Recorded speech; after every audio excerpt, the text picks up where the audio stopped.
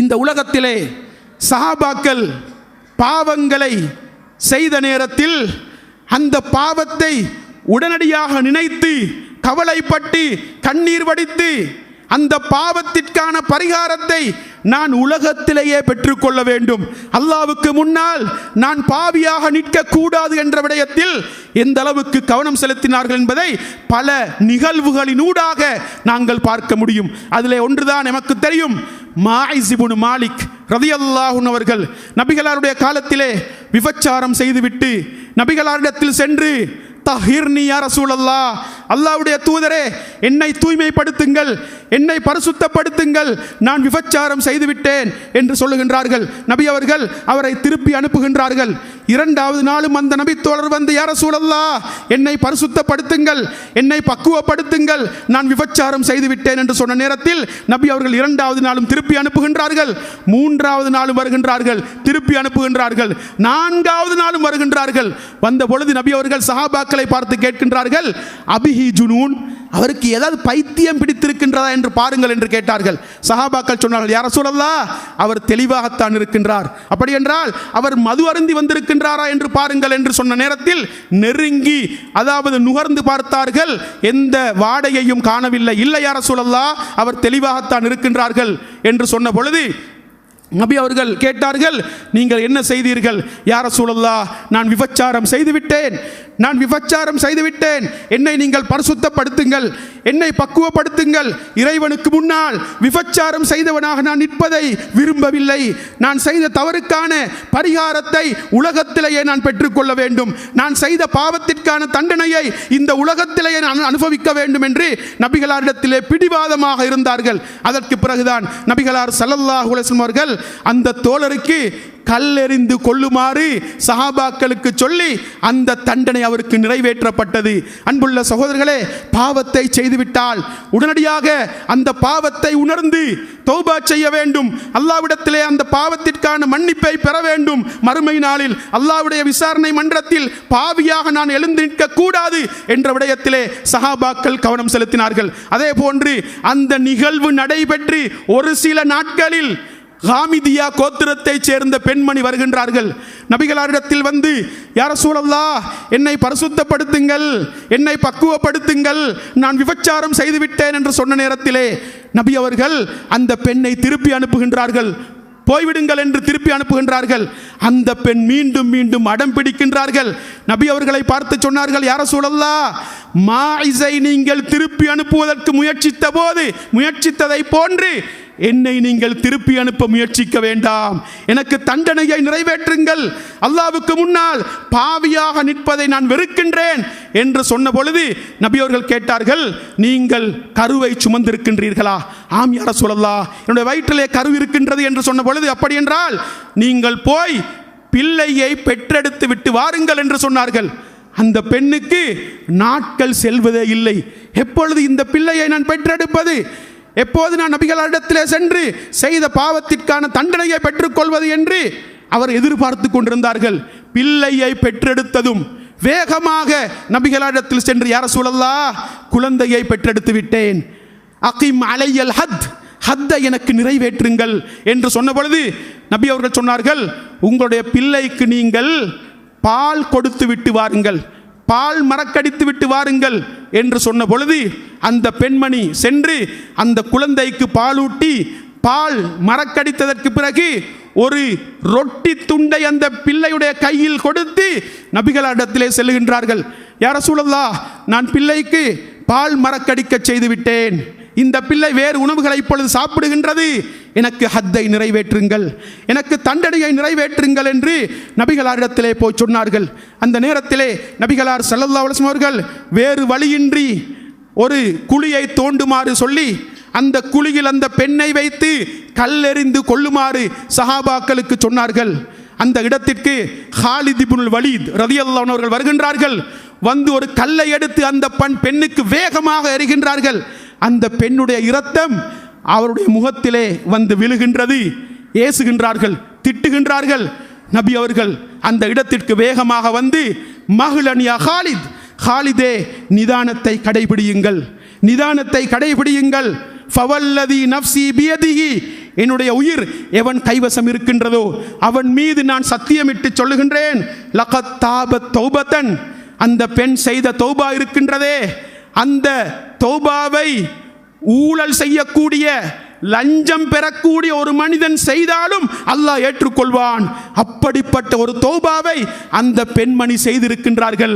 எனவே திட்ட வேண்டாம், ஏச வேண்டாம் என்று நபிகளார் ஸல்லல்லாஹு அலைஹி வஸல்லம் அவர்கள் ஹாலித் இப்னுல் வலீத் ரலியல்லாஹு அன்ஹு அவர்களுக்கு வழிகாட்டினார்கள்.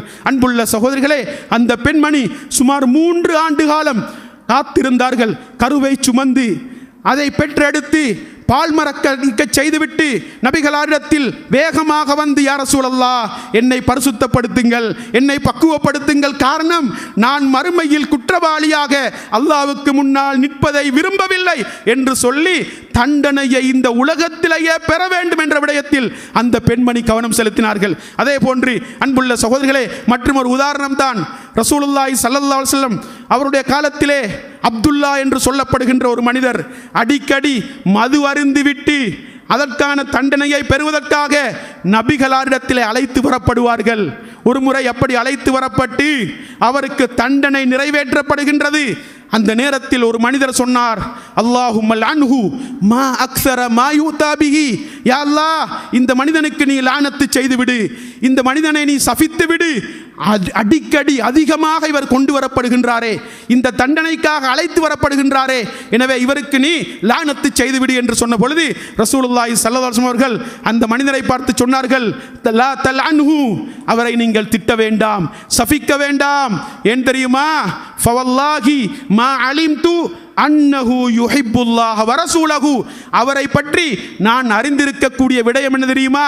அவர் அல்லாஹ்வையும் அல்லாஹ்வுடைய தூதரையும் நேசிக்கக்கூடியவர். அதனால்தான் ஒரு பாவத்தை செய்தாலும் அந்த பாவத்திற்கான தண்டனையை பெறுவதற்கான மனோநிலையோடு இந்த உலகத்தில் அவள் வாழுகின்றார் என்று நபிகளார் ஸல்லல்லாஹு அலைஹி வஸல்லம் அவர்கள் சஹாபாக்களுக்கு வழிகாட்டினார்கள். அதே போன்று அன்புக்குரிய இஸ்லாமிய சகோதரர்களே, எங்களுக்கு தெரியும், ஒரு முறை ஹன்ஸலா ரலியல்லாஹு அன்ஹு அவர்கள் பாதையிலே செல்லுகின்றார்கள். அபூபக்கர் ரலியல்லாஹு அன்ஹு அவர்களை சந்திக்கின்றார்கள். சந்தித்த பொழுது அபூபக்கர் ரலியல்லாஹு அன்ஹு கேட்கின்றார்கள், இந்த நேரத்தில் எங்கே செல்லுகிறீர்கள் என்று கேட்ட நேரத்திலே அவர்கள் சொன்னார்கள், நாஃபக ஹன்ஸலா, ஹன்ஸலா முனாஃபிக்காகிவிட்டார் என்று சொன்னார்கள். அப்படியா?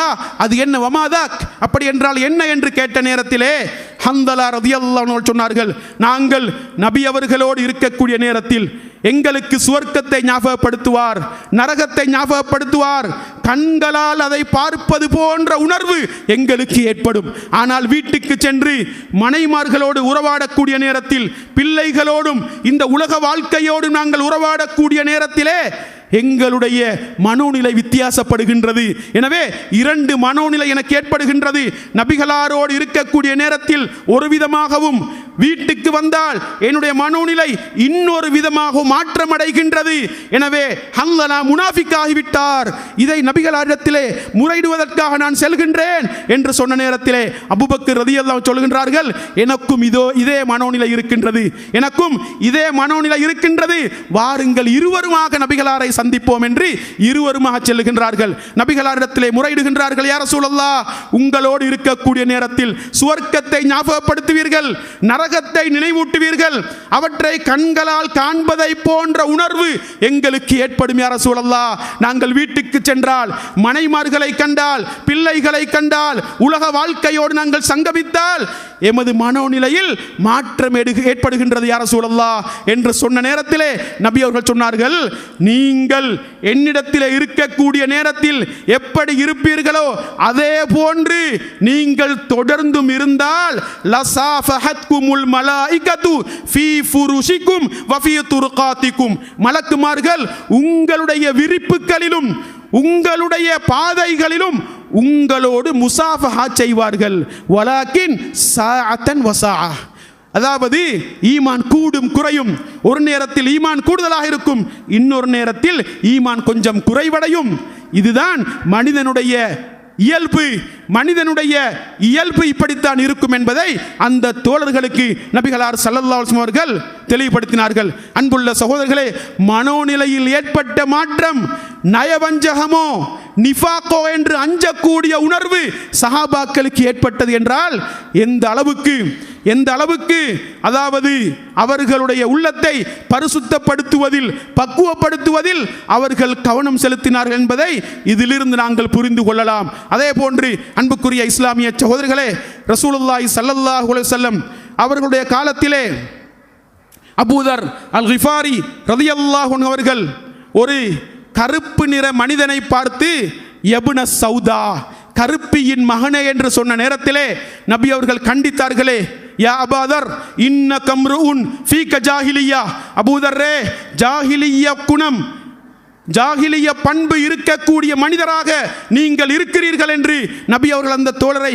கண்டித்த பொழுது அபூதர் அல் கிஃபாரி ரலியல்லாஹு அன்ஹு அவர்கள் தான் யாருக்கு ஏசினார்களோ அந்த கருப்பு மனிதரிடத்திலே சென்று அவருக்கு முன்னால் தன்னுடைய அதாவது கன்னத்தை நிலத்தில் வைத்து அந்த மனிதரை பார்த்து சொன்னார்கள், நீங்கள் உங்களுடைய காலால் என்னுடைய கன்னத்தை மிதியுங்கள் என்றார்கள். ஏனென்று கேட்ட நேரத்தில் அல்லாஹ்வுடைய தூதர் இப்படி ஒரு வார்த்தை எனக்கு சொன்னார்கள், அந்த வார்த்தை எனது மறுமை வாழ்க்கையை பாதிக்க கூடாது, அந்த மோசமான செயலுக்கான குற்றத்திற்கான தண்டனையை நான் உலகத்திலே அனுபவித்துக் கொள்ள வேண்டும் என்பதற்காக நீங்கள் அதை செய்யுங்கள் என்று சொன்னார்கள். அன்புக்குரிய இஸ்லாமிய சகோதரர்களே, பாவம் செய்த உள்ளங்கள் உடனடியாக பக்குவமடையக்கூடிய உணர்வு அந்த சஹாபாக்களுடைய வாழ்க்கையை அலங்கரித்தது என்பதை நாங்கள் பார்க்க முடியும். எனவே இந்த உலகத்திலே யாரும் முழுமையானவர்கள் கிடையாது, யாரும் 100% கிடையாது. எங்களிடத்திலே பல்வேறுபட்ட பலவீனங்கள் தவறுகள் எமது உள்ளத்திலே இருக்கின்றன, எமது வாழ்க்கையிலே இருக்கின்றன. எனவே தவறுகளை நாங்கள் இனம் கண்டு பலவீனங்களை இனம் கண்டு அவற்றை சீர் செய்வதில் நாம் கவனம் செலுத்துவதனூடாகவே எமது உள்ளங்களை பக்குவப்படுத்திக் கொள்ள முடியும், பண்படுத்திக் கொள்ள முடியும் என்பதை நாங்கள் தெளிவாக புரிந்து கொள்ள வேண்டும். எனவே